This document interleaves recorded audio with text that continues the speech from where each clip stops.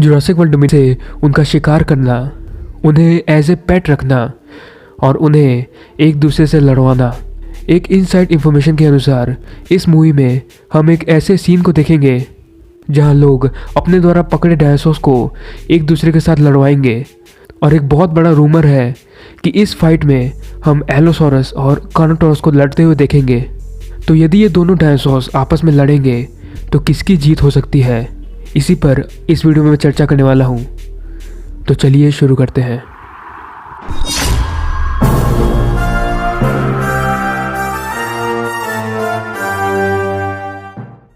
Allosaurus और कार्नोटोरस दोनों ही middle sized carnivore dinosaurs हैं। एलोसोरस लेट जुरासिक से और कार्नोटोरस लेट क्रिटेशियस से। पर यहाँ इससे कोई फ़र्क नहीं पड़ता क्योंकि वे एक ही समय पर आ चुके हैं और अब तो आमने सामने भी। डोमिनियन में आने वाले कार्नोटोरस को हमने जुरासिक वर्ल्ड फॉलन किंगडम के एंड में देखा था, जिसका रंग थोड़ा डार्क है और उसका एक सींग नहीं है जो शायद किसी के साथ लड़ाई के दौरान टूट गया होगा। ये कार्नोटोरस काफ़ी निडर है क्योंकि बिना किसी सेकंड थॉट के ये टीरेक्स के सामने चला गया उसका शिकार लेने के लिए। जुरासिक वर्ल्ड डोमिनियन में जो एलोसोरस आएगा वो बैटल एट बिग रॉक वाला एलोसोरस जैसा ही एडल्ट है। ये अनक्लियर है कि ये दोनों एलोसोरस सेम है या नहीं। अब चूंकि बैटल एट बिग रॉक और डोमिनियन दोनों के डायरेक्टर कॉलिन ही है, तो शायद ये दोनों सेम हो सकते हैं। इन दोनों डायनासोर्स का साइज़ और भार लगभग सेम है।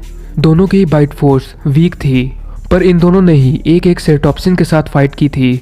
फॉलन किंगडम में कार्नोटोरस ने सीनोसेराटॉप्स के साथ और बैटल एट बिग रॉक में एलोसोरस ने नसोटोसेराटॉप्स के साथ। कार्नोटोरस सीनोसेराटॉप्स को हरा नहीं सका और ना ही उसे कुछ ज़्यादा घायल कर पाया, लेकिन दूसरी तरफ एलोसोरस ने फीमेल नसोटोसेराटॉप्स को लगभग हरा दिया था और वो काफ़ी घायल हो चुकी थी। मेल के आने पर एलोसोरस हार मान जाता है क्योंकि वो जानता था कि वो दोनों से एक साथ नहीं लड़ पाएगा, जो इसकी इंटेलिजेंस को दिखाता है। वही कार्नोटोरस बेवकूफ़ों की तरह रेक्सी के बिल्कुल सामने जाकर उसका खाना चुराने लगा। यानी कहीं ना कहीं ताकत और इंटेलिजेंस के मामले में एलोसोरस कार्नोटोरस से आगे है। रियल लाइफ में भी कार्नोटोरस छोटे शिकारी करता था, जबकि एलोसोरस की डाइट लिस्ट में स्टेगोसोरस जैसे बड़े सेरोपोड थे। कार्नोटोरस की थोड़ी ज़्यादा बाइट फोर्स और उसका सींग या मजबूत हेड उसे मदद कर सकता है। एक ज़बरदस्त हेडबट कार्नोटोरस को मौका दे सकता है, पर फाइट होने पर यदि एलोसोरस ने कार्नोटोरस के सामने की तरफ पूरा भार दे दिया और उसे गिरा दिया, तो कार्नोटोरस के यूजलेस हाथ उसे जल्दी खड़ा होने में बिल्कुल मदद नहीं कर पाएंगे और ये फाइट यही ख़त्म हो जाएगी। ओवरऑल इस फाइट में विनर एलोसोरस ही हो सकता है। मुझे अपने थॉट ज़रूर बताइए कि आपके अनुसार किसकी जीत हो सकती है, एलोसोरस की और या फिर कार्नोटोरस की।